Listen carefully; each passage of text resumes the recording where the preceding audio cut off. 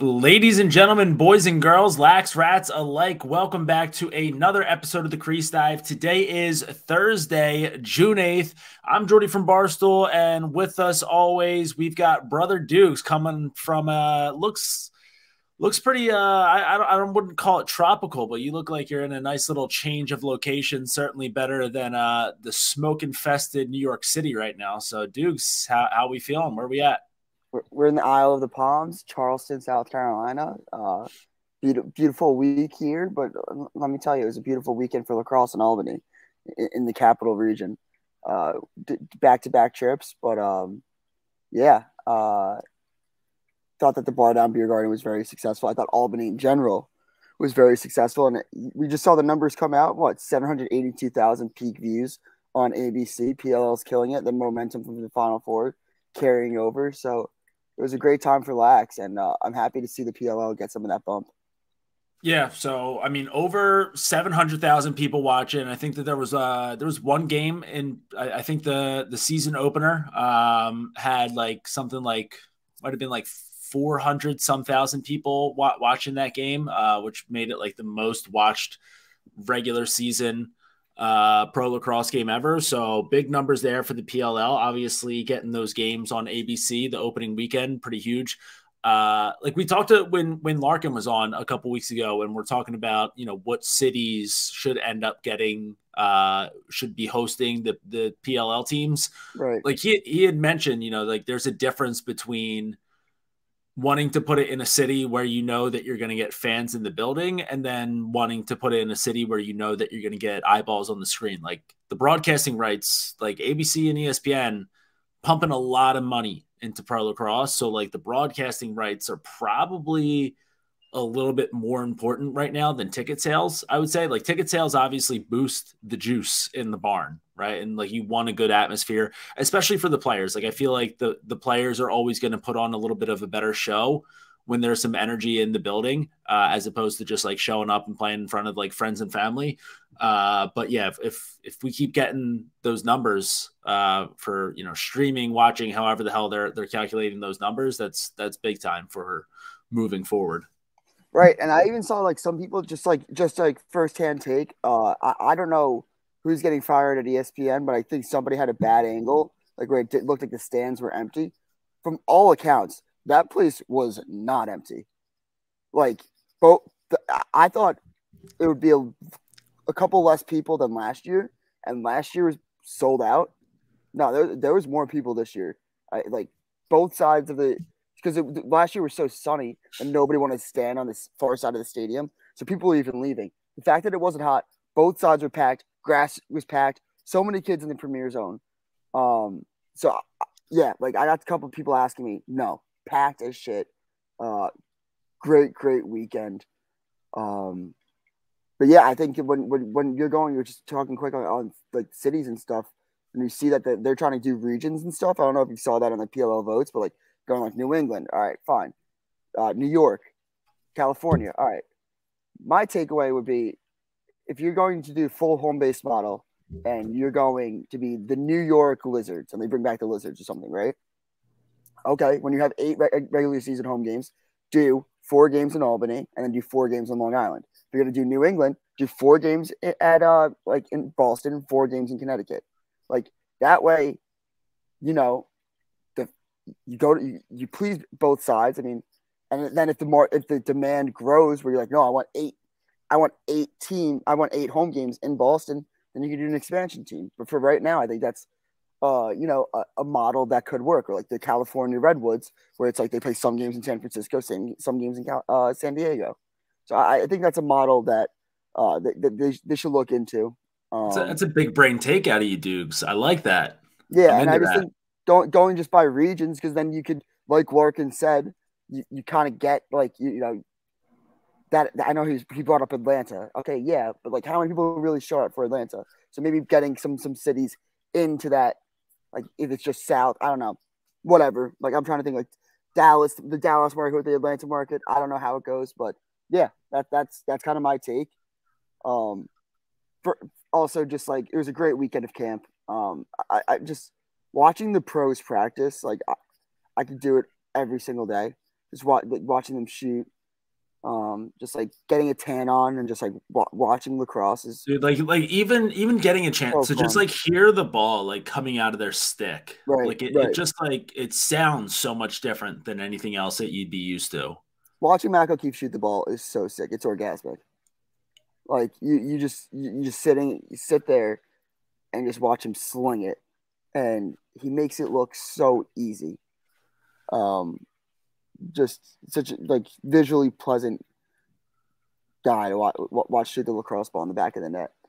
Yeah, it was definitely nice to see the Bunk Bed Boys 2.0 Right. on that Archers offense finally get a chance to piece it all back together, run it back from the 2019 Penn State team. We saw, I mean, especially you heard in the mic'd up segment how pumped Grant was to finally get that first assist to Mac again.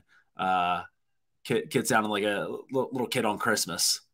I was so Mac. I played with Mac. We were on the same summer team growing up, and his dad was my coach. And I was watching the game actually with his dad. I was like, yeah, like I think Mac, like I'm so pumped for Mac to be playing attack again, getting a lot of shots in. It's like, yeah, he'll probably get some more touches, blah blah blah. And the thing was like in the first quarter, Mac was just firing a lot of some deflected shots. He had like 7 shots in the first quarter alone. He's like, I think it's got to be a career high. Joe Yeah. Keegs crunched the numbers. It was like, and then you looked at the end of the game, like the amount of touches he's getting, the amount of goals, blah blah blah. It's really being quadrupled, and yeah, like Mac had a great game, 3 goals, and I think he's just getting started. I think that like that wasn't even his best shooting performance that he knows he could have. I think big things are coming from Mac, especially when you have we gotten an update on Grant on what's That's what I was gonna say.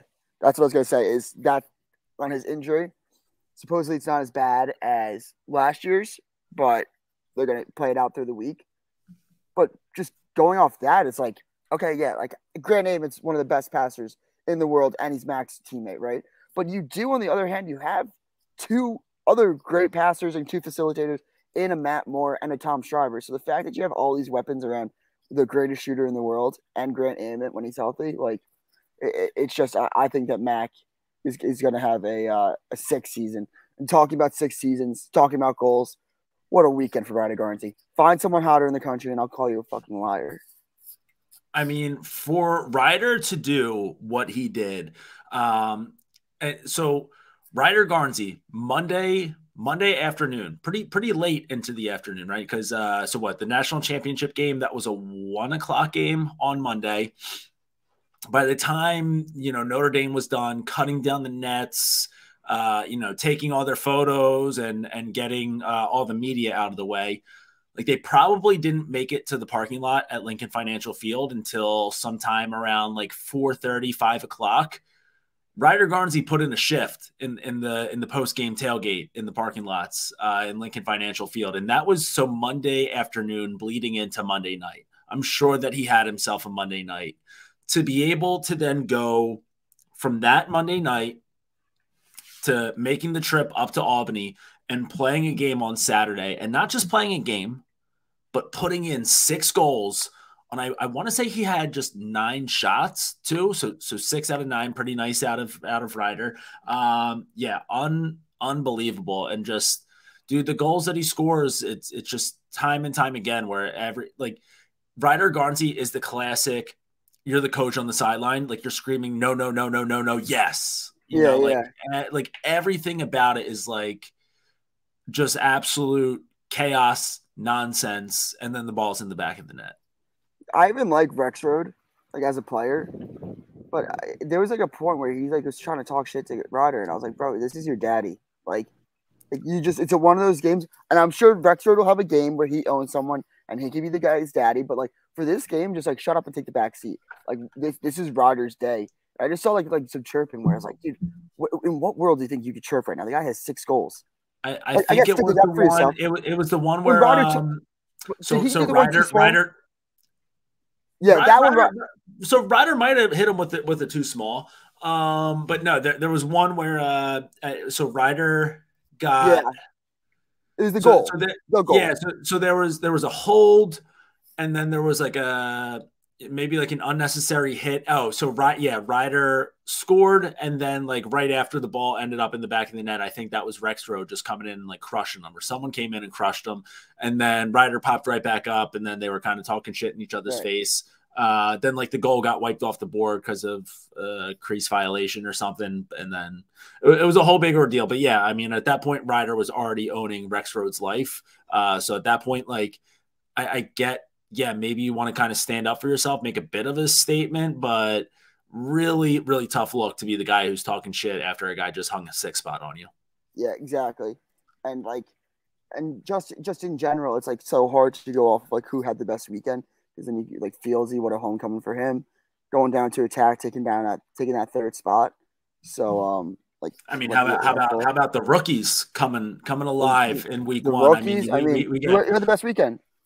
Well, I mean, first off, we got to start off with friend of the program, the Misselberger, Mike Sisselberger, going 80% at the faceoff stripe, also pitching in a goal and an assist in his pro debut, helping the Archers get that win there. Huge game out of the Misselberger. We saw a pretty solid game out of Tucker Dordovic. He had I think he had 2 goals. I think he leads the league right now. I think he had 13 shots on the day. So Tucker Dordovic definitely going, just loading up on quantity, and with the shortened shot clock, it's not a bad call. Sam Hanley getting a big goal there, and then obviously D3 legend Cross Ferrara. I don't know if Doogs, if you'll put this in on the YouTube, but I'll try to make sure that I remember to splice in the call on that Cross Ferrara game-winning goal with just 6 seconds left to take down the Whip Snakes, right before he starts his dodge to take this one to the rack. Paul Kark, all-time mush job, says on the broadcast, the Chrome, they've got another timeout to work with. I don't know why they're not taking this timeout. I mean, you don't want Cross Ferrara making that last play. Cross Ferrara, D3 legend, just, he was exactly a week removed from leading Salisbury to a national championship. Steps out on that field, delivers a dagger right in Kark's face, right in the Whip Snake's grill. I put that out on Twitter, and then so I said the amount of D3 disrespect from Kark is laughable here, and I use laughable for a reason, because I thought that it was funny. I think Kark would tell you that was funny. I think that Kark would tell you that he was funny, that it was funny as well. I will say there was a lot of people picking up my tweet and being like this is so fucking outrageous, Kark's a joke, the broadcast team is a joke. I want to say right loud and clear right now, there's nobody in the business right now better than Kark. I like Kark is the guy when it comes, Kark, Anish, Boyle, and I'm even coming around on Quint these days. I love Quint for who he is, but that group of guys right there. Yeah, Cotter's good. I mean, dude, Cotter also has the biggest fucking biceps in broadcasting right now. I'm saying I like Cotter because I don't want him to beat him up if he ever sees me. Yeah, dude. Please putting Cotter in that conversation. Cotter could just fucking smash your skull into a million pieces if he kind of just squeezed it like a nutcracker between his forearm and his bicep. He's a maniac. But yeah, so I do want to say, listen, tough immediate look for Kark having to eat those words. As soon as Cross Ferrara scored the goal, even Kark said, wow, yeah. Eat your words, Kark. Yeah, eat your word. He knew that he messed that one up, and there was no ill will towards it, but it's just a funny thing to say. And as a D3 by choice guy, got him by choice, was great to see Cross stick that one. We need to get Jake Marsh on. I should have gotten him on for this too. I mean, obviously it's a hectic week, but I need to hear what goes on in the announcer booth after something like that, because I think that's a journalism jinx or something, or a broadcaster jinx, where that's once he said that, you're kind of no, Cross Ferrara is going to score the game-winning goal now. It's kind of maybe he's a perfect 59 for 59 from inside 30 for this field goal, and then he misses the field goal. That's broadcaster. It happens all the time. Maybe Kark knew exactly what he was doing. It's just lacrosse is the most sensitive fan base of all time, and they're I could do it so much better than anybody else could, because my buddy played for Syracuse for 4 years. Shut up. Nobody cares. You're a loser. Kark is the man. Nobody better in the business. Nobody helps grow the game more than him.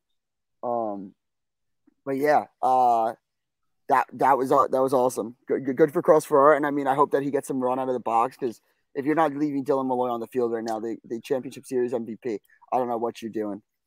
Real quick, I have a take on rookies. I do think that. All right, so we come out here in week 1, big week for the Rooks. A lot of guys. We saw Xander Dixon have a huge game for the Atlas. I mean, obviously, all the guys that we've already mentioned so far. Trying to think if there's like anybody else that we're missing out on who really popped as a rookie. Tucker, yeah, Sam Handley. Yeah, I mentioned those guys leading up to the. I mean, but so, yep. Go ahead. For everyone aware, my brain doesn't work. It's the earliest recording we've ever done, so just bear with me. And you're in Isle of Palms. Yeah, it's hard to be really dialed in there. But my take is, I will say that as far as like, I think that pro lacrosse, especially right now, it's completely flipped from any other sport as to what we can expect out of rookies right out of the gate. Like, I think. Like I agree. Any other sport, like a rookie comes in and like right off the bat, they're like trying to figure out this new league, kind of taking them a while to get their feet under them. Halfway through the season, you see them start to piece some things together, and then by the end of the season, you're like, okay, like they figured this out. When it comes to pro lacrosse, rookies are coming into the PLL. They're the most in shape out of anybody in the league. They're the most game ready out of anybody in the league. Like they just got done playing a season. Some of them maybe a couple weeks ago, some of them as soon as like 5 or 6 days ago. Right. So, I mean, the fact that these guys are coming in right off the bat, like game ready and in shape, definitely gives them a little bit of a bump in the beginning of the season. And then I think towards the end of the season, it's going to be a really long year for a lot of these guys where your college season started in January. You've been playing games February through May, and then you make the jump to the PLL, and then you're traveling and you've got graduation and this and that. Like by the time that August and September rolls around, like that's a long fucking time for some of these kids. So I just don't want people to see Cross Ferrara scoring 2 goals and adding 2 assists in this PLL debut. And then by the time that August rolls around, like maybe starts to get gassed a little bit and the production isn't quite there. And people being like, oh, like he just had like a lucky week. Like he's a fucking sick son of a bitch with a lacrosse stick in his hands. It's just at that point, he'll be playing lacrosse nonstop for 8 full months.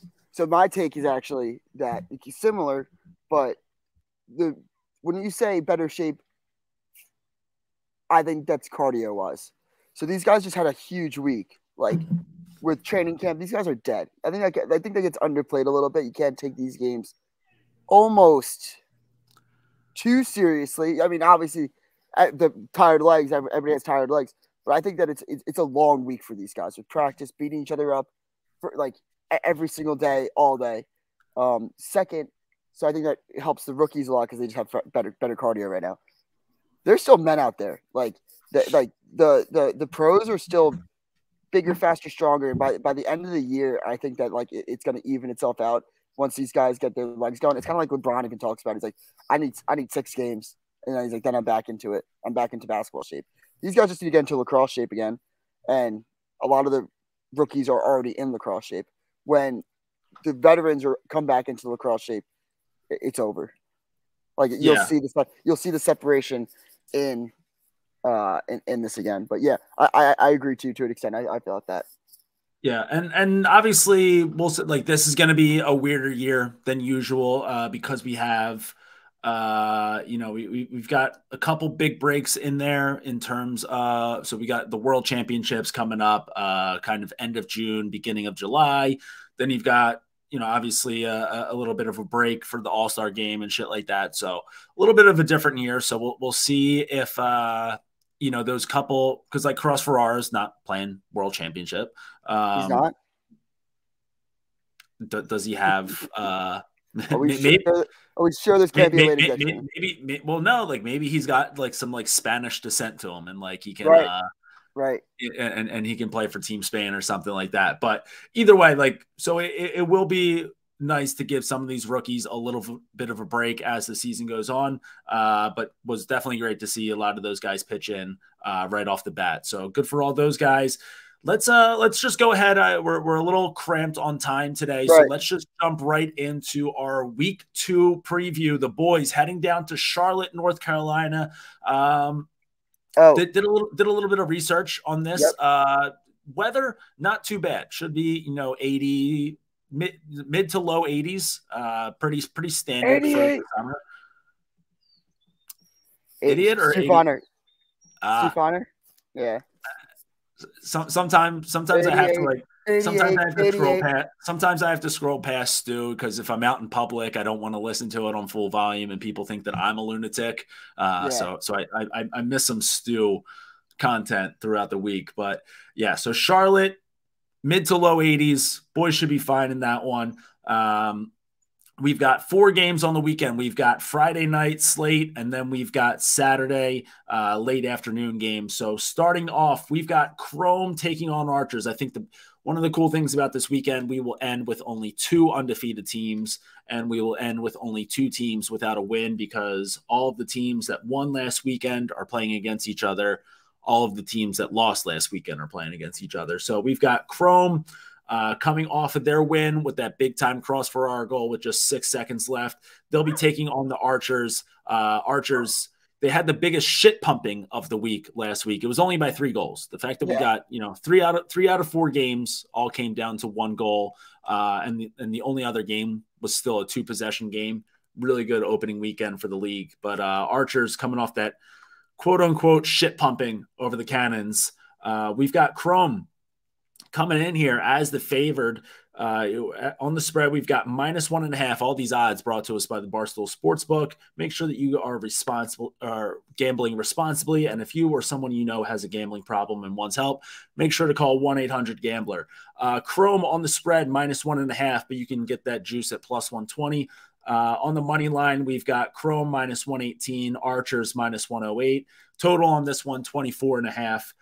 So I think anyone who watched the past weekend of lacrosse should expect to see a lot of tight lines, tight spreads in this week because the league is about as tight as ever. I think that right now the biggest question is just, it's got to be the Ament injury. Obviously, Doogs, you already mentioned, like you have guys like Tom Schreiber and Matt Moore who can easily – I don't want to say easily replaced because that's almost disrespectful to Grant. It's not a bad replacement. Yeah, but it's not a bad replacement. But it's still just not a bad problem to have. Yeah, but it still kind of changes up your flow and what you want to have. Like if you move Tom Schreiber down to attack, like it just kind of changes what you were able to do, attacking from up top. So, I mean, definitely just adds a little bit of a wrinkle in there. And maybe Grant's fine. Maybe he's 80%, maybe he's 50%, like who knows. But that would be my biggest thing heading into this game. I'll tell you what, as much as I love both of these offenses, as many weapons are out there, I've come along on Sean Scanone. I'm not a Scanone doubter anymore. He's proven that he can play in the championship series. He looked pretty solid last week, and I fucking love Brett Dobson, friend of the program, by the way. But Brett Dobson is going to be a problem. I think that he is he won't be an underrated piece to this Archers team moving forward. I think it's really easy to always talk about the Archers offense, right? But moving forward, I think a lot of it is going to be how can other teams beat Brett Dobson. Yeah, I think just what the Archers were able to get from their specialists last week was huge. In a game that I don't know what my real read is, but when both of your specialists play the way they did, and it was only by 3 goals with the talent that the Archers have, it's kind of like, wait, like I feel like it should have been a little bit more. But yeah, Dobson had a hell of a professional starting debut. I want to say maybe he started one random game last year. Don't quote me on that. I think he got one game last year, but either way, like it was a. Come on, guys. Let's call this one. It's a way better story. Yeah, Albany. Dude, you're in the Isle of Palms. You can say whatever you want. Literally everything has to be taken with a grain of salt today. I already warned the people. But yeah, I think that Dobson's a stud. Again, I've said it. I love guys from like low major schools that see a lot of shots and he was like a rookie of the year, I want to say, in the NLL. So look, who's another goalie that's a stud in box at goal, comes to the field and dominates? Dylan Ward. So like, yeah, I think Dobson had a great weekend. In this game, I think it's interesting because you got obviously the immense factor, but it's tough. This is probably one of the tougher reads of the weekend.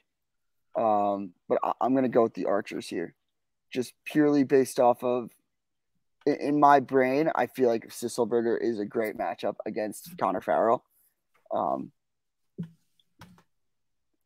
That doesn't really. I have nothing to really base that off of besides they're both meatheads, and Sisselberger had just seems a little bit quicker. So I'm just gonna go with that. As a guy that doesn't really know much about faceoffs, that's the Dogs. Sorry about that, but little charming factor. But yeah, I'm just gonna go with Sisselberger. I think Dobson plays the way he did. Yeah, and I'll bet on the Archers. Yeah, sounds like those pups are they're Mom big time milk. Yeah. They're milkman stands. Yeah, they don't they don't like. They're not here. We talk about the Water Dogs. Yeah, they don't like you talking that trash on Connor Farrell, Long Island guy too. I mean, the fact that you would go with the Philly, I mean, borderline Philly. Philly, we do like to grab everyone who's like somewhat close. I feel like Sis is from like an hour outside of Philly, but the fact that you'd go with him over your fellow Flid is pretty telling on how high you are on the Misselberger. Right. I like that take a lot. I think, I mean, listen, it wouldn't be the worst the worst game plan this week to just take all the +1.5s. You know, we've got a lot of 1-goal games here, and like maybe we can't, maybe that's not sustainable all summer. But on the other hand, have you ever thought maybe it is? Like maybe we just get an entire summer of 1-goal games every single week. With the amount of talent, Doogs, you're kind of talking right now with your mic muted, but with the amount of talent, yeah, the amount of overtime games, there's like every single game was overtime. So like it's not that crazy.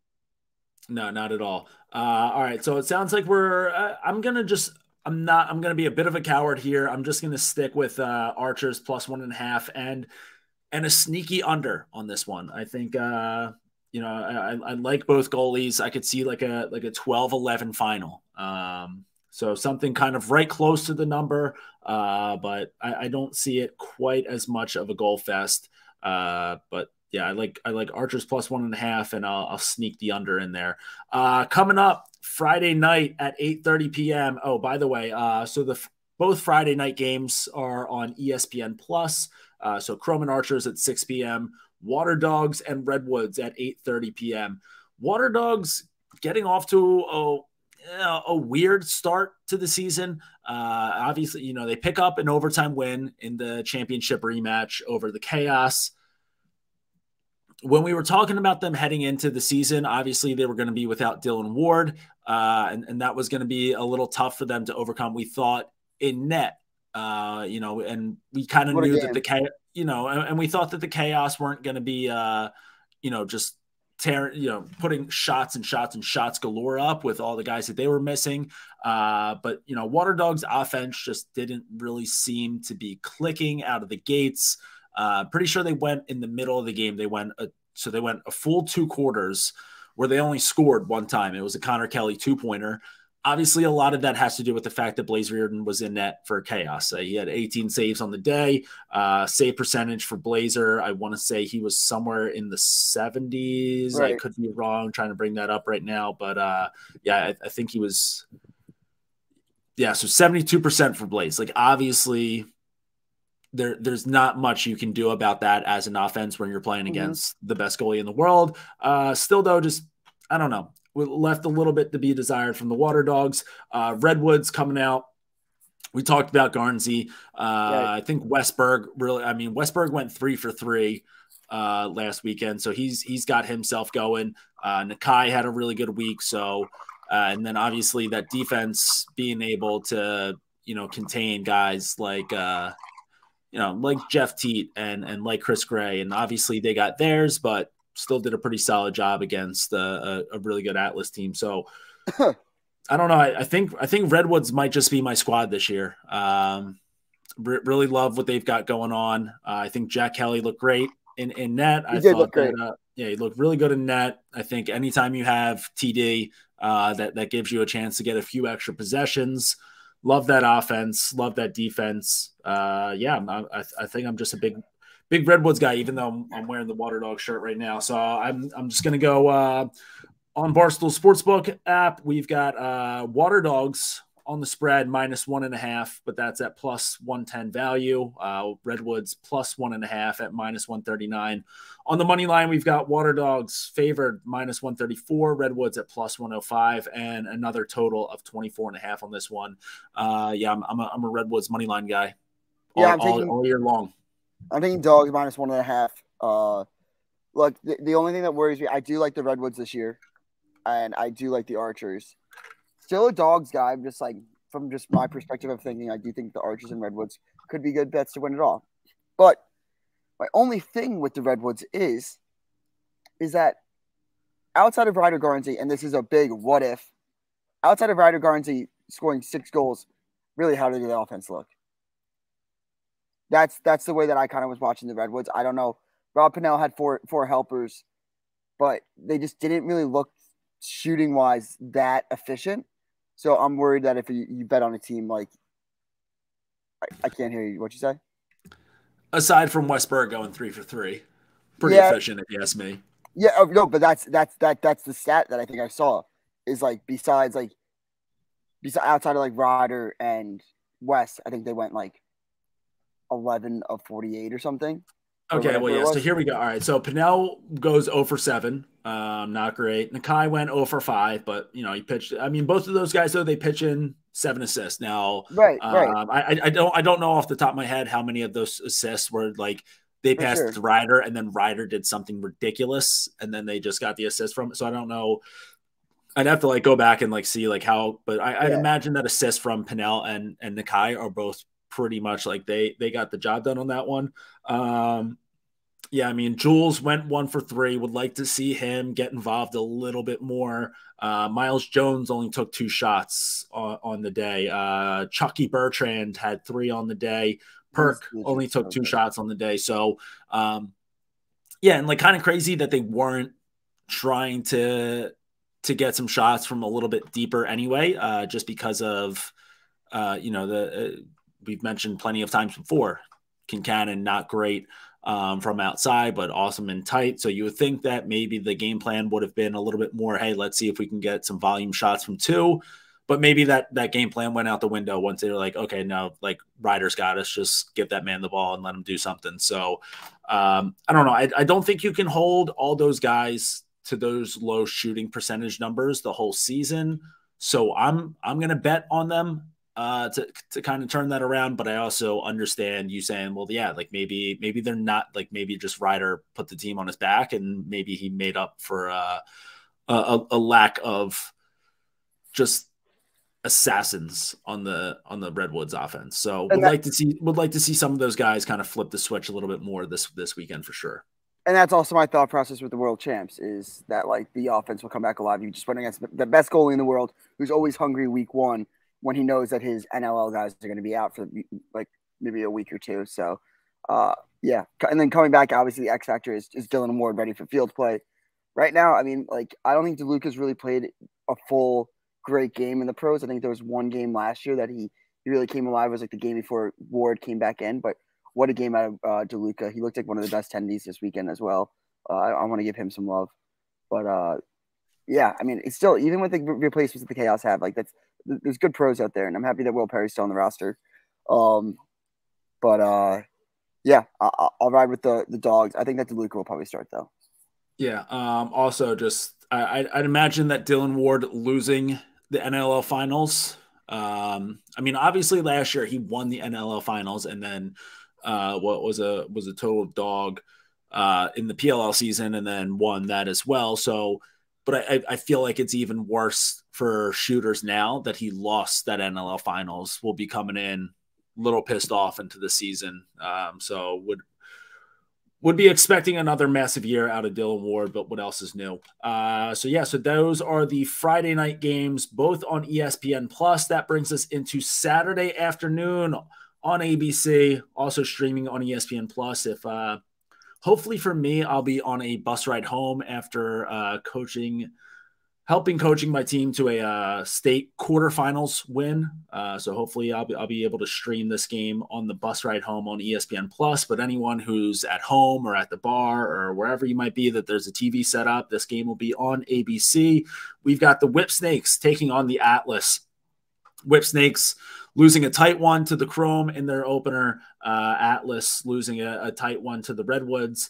Whips right now on the Atlas on the Barstool Sportsbook on the spread -1.5, but value there +115. Whip Snakes are -148 on their +1.5 spread. On the money line, we've got Atlas -121, Whips at -106. Total a little bit lower for the Saturday games at 23.5. Whip Snakes should be getting Zed back. I don't know if I've seen that for sure. Yep. And Atlas, I mean, they'll be coming in with almost not exactly the same roster that they just played against the Redwoods with. So they'll be no longer with CVR, Cade Van Raphorst, getting released. Doogs, I know that you have some thoughts on that, but also picking up Stephen Rafis out of the player pool after Rafis was also released earlier this week. So they add one, they lose one, and then Whip Snakes, I guess we'll wait and see. We're recording this on Wednesday. I don't know if it's can't come out yet, if Zed will be back. So maybe Doogs, as you give your thoughts on maybe the CVR release, I'll see if we can figure out if Zed's in this game or not. What I really don't know what Pressler's doing. I think that Pressler is a hardo that's just going off after the same type of player. Like if you look, like this isn't a bad thing on any of these players. It's like their identities, but like Makar, Adler, Durkin, it's like you clearly have like a hard on for a certain type of player.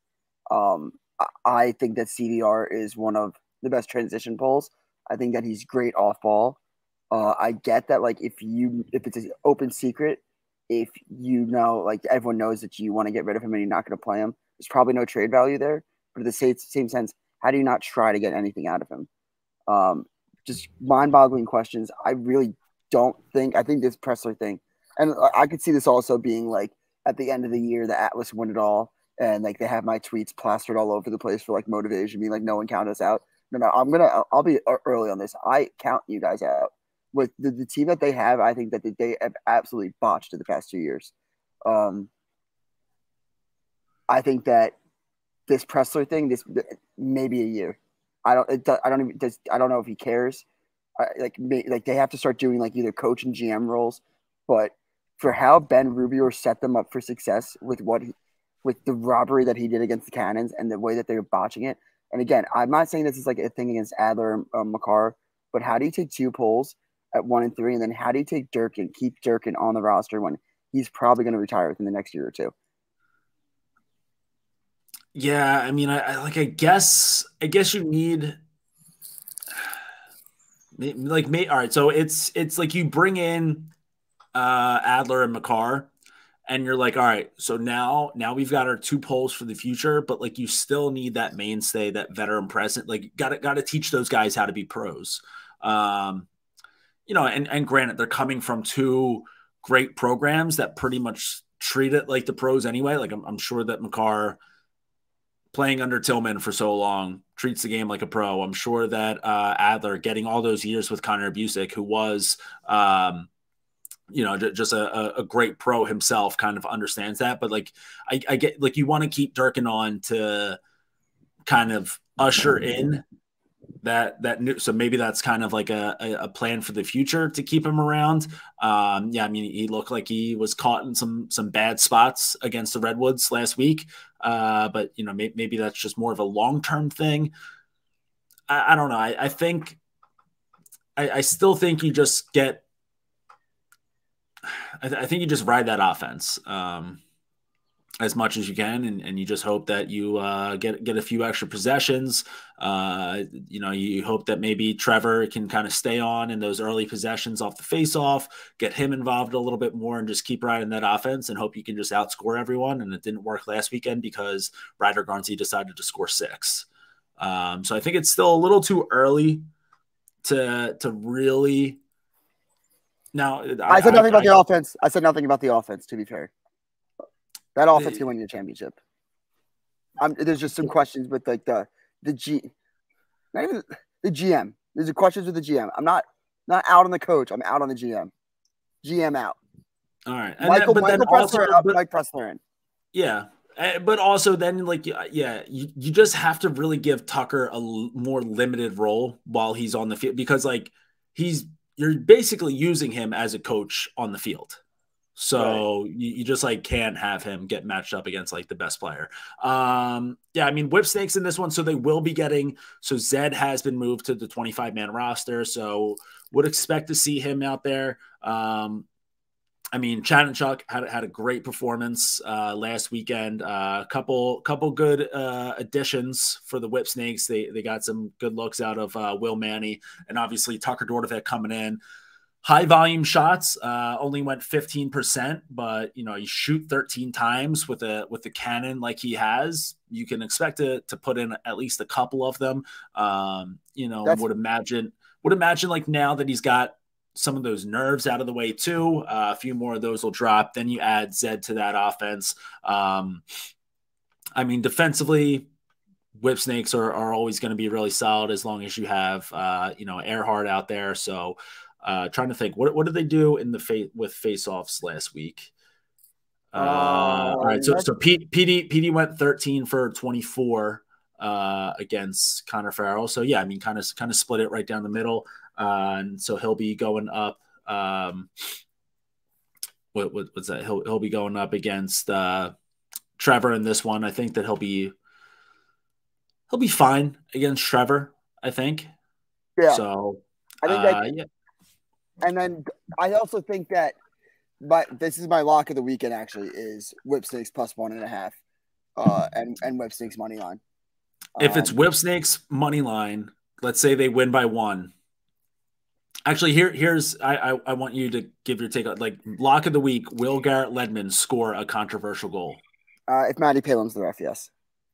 Because we saw, I mean, obviously we all saw it against Penn State with the overtime game winner, allegedly. And then last week, Garrett Ledman just absolutely crushed the corner, the bottom right on the goal as you can possibly hit, to the point where I don't know if it actually went in or not. So Garrett Ledman currently leads all lacrosse players on the planet with controversial goals. So would love to see him get another one this week and just be full-blown Joker mode. So, some men just want to watch the world burn, and that is Garrett Ledman. Yeah, and then if you're also in the Charlotte area, make sure that you check out the Bar Down Lounge. Billy will be down there. Should be a great weekend, Friday and Saturday. I know that the goals will be flowing, the beers will be flowing, and it's the best place to watch a lacrosse game. But yeah. All right, and best deal in America too. I mean, you're stealing from the league. And there's more. And from what I understand, I've brought some feedback and maybe some better deals because I'm a man of the people. Modern day Robin Hood.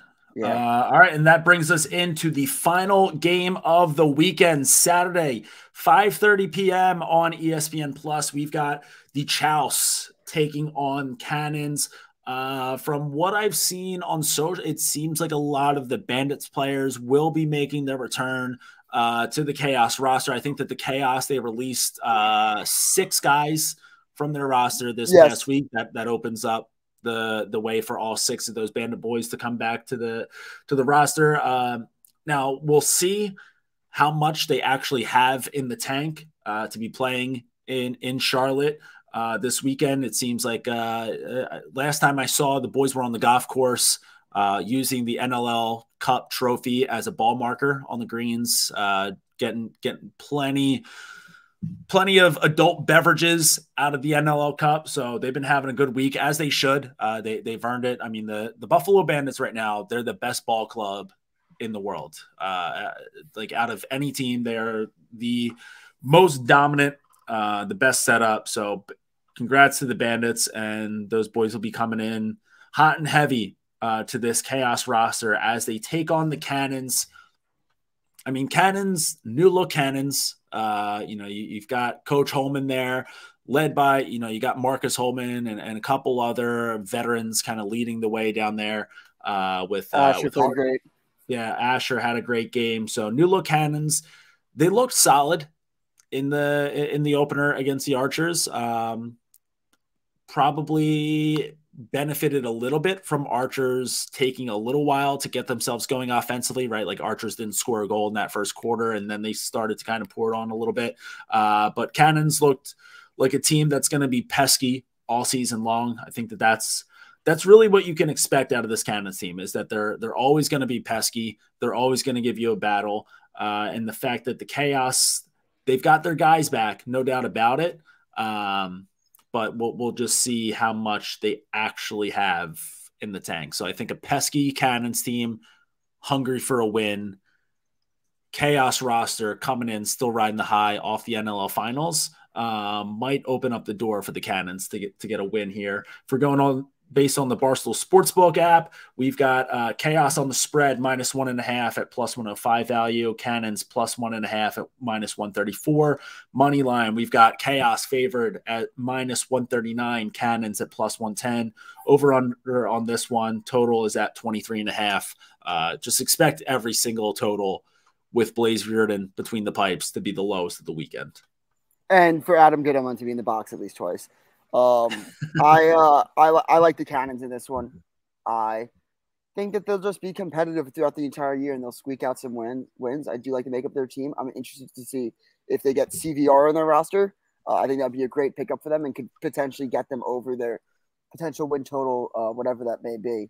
But I think that I think the Cannons are the bet this weekend. And again, when you have Blaze Riordan in between the pipes, you can always steal a win. You can always get a win. He can always get you over the cusp of a win. So you never know betting against the Chaos. It's a scary game. You don't get rich betting against Blaze Riordan, especially against the spread. But I'll take the Cannons at the points. Yeah, I mean, that lineup led by Holman, Nolting, and Drenner. So 5 points each for Holman and Nolting, 4 out of Drenner. Think, we can expect a lot of that this year. Marcus obviously getting a little bit up there in age, but he's still a guy who's going to, put up shots and still a tough shot for goalies to stop in this league. Asher, I don't know. I think I don't want to say, because he still had a really good rookie season, right? But when he got drafted to the Cannons last year, everyone was like, "Oh, like what a waste of a pick with Asher." Like, he's not going to be able to play on a team with Lyle, because Lyle always needs the ball, and so does Asher. And obviously, this year without Lyle on the roster, it does open up more opportunities for Asher to have the ball in his stick, and that's proven by 4 assists in the season opener. But I think either way, like even if Lyle was still in this team, like Asher, he's so fucking good at the sport of lacrosse. Like so I don't know, a lot of people eating crow on that one. And yeah, Drenner with the keys to the offense, 3 goals on 5 shots out of him. So I like the pesky Cannons. They're going to be due for a few wins this year. I think that they're all going to be tight. Like I don't think we're ever going to expect the Cannons to go out there and beat a team by 5. Like if they win a game, it's going to be coming down to that last possession. But yeah, I like Cannons money line on this one. And yeah, I'm never going to touch the over. I'll either always go under in Chaos games or just won't touch the total at all, because it feels like sacrilege to take an over in a game with Blaze. Yeah, I mean, defensively though, for Chaos, like they're big, they're bad, they're physical. Jack Rowlett, crazy stick on that man. Jared Newman laying the body. So definitely going to be a greasy game in that one for sure. So should be a good one to close out the weekend with. But yeah, I like Cannon's money line. Yeah, I'm with the Cannons. Should be a great weekend again. If you're in the Charlotte area, get down to the Bar Down Lounge. It's a great place to watch a game. I seriously could not endorse it enough. It's a silly deal. It's legitimate robbery from the league. Take it while you can, because I don't know how many years this will be going on. And yeah, go like if you see Billy, just send me videos. Tag me, Jordie, the Crease dive. Just send us videos of you chugging against Billy. We want to see it. We want to see that he's entertaining the clients. We want to see that he's doing what he's supposed to be doing, and that's drinking as many beers as he can in between two lacrosse games. I did my job last week when Billy wasn't there. Now Billy's got to do his. Hashtag do your job. Yeah, if you listen to the full episode, hit us up on Twitter and Instagram, maybe with the hashtag do your job. We're at the Crease Dive on both Twitter and Instagram. Make sure you're checking us out on TikTok, Stool Crease Dive there. Let's keep hammering up those subscriptions on YouTube. Subscribe, comment, like, do all that shit that helps the boys with the algorithm. In the meantime, we'll be keeping it low to high until the day we die. We out.